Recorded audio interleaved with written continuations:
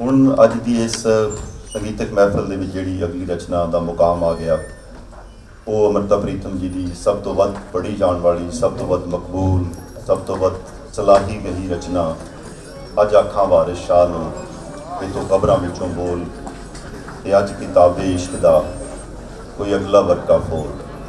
ਇਹ ਕਿਉਂਕਿ ਗੀਤ ਇੱਕ ਤਰ੍ਹਾਂ ਦਾ ਮਰਸੀਆ ਹੈ ਉਸ ਵੱਡੀ ਟੁਕੀ ਗਈ ਪੰਜਾਬੀਅਤ ਦੇ ਨਾਮ। ਇਸ ਕਰਕੇ ਇਸ ਰਚਨਾ ਨੂੰ ਵੀ ਸਾਡੇ ਦੋਵੇਂ ਹੋਣਹਾਰ ਕਲਾਕਾਰ ਮਿਲ ਕੇ ਗਾਉਣਗੇ, ਕਿਉਂਕਿ ਮਿਲ ਕੇ ਗਾਇਆ ਦੁੱਖ ਦਾ ਅਸਰ ਬਦਲ ਜਾਂਦਾ ਹੈ। ਅੱਜ ਆਖਾਂ ਵਾਰਿਸ ਸ਼ਾਹ ਨੂੰ ਕਿ ਤੂੰ ਕਬਰਾਂ ਵਿੱਚੋਂ ਬੋਲ, ਤੇ ਅੱਜ ਕਿਤਾਬੇ ਇਸ਼ਕ ਦਾ ਕੋਈ ਅਗਲਾ ਵਰਕਾ ਫੋਲ।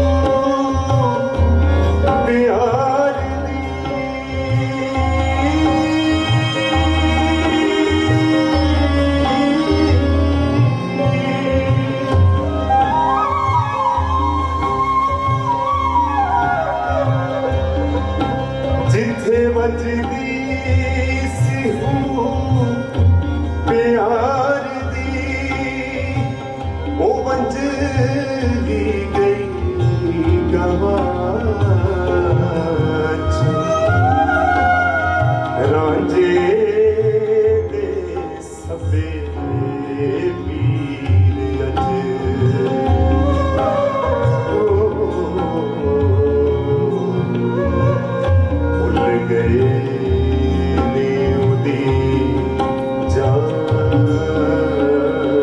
ਚ।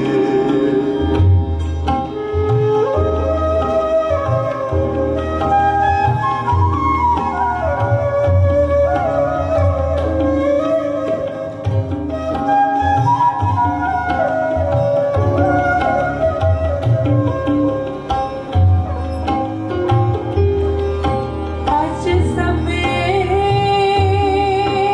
ਕਦੋਂ ਬਣ ਗਏ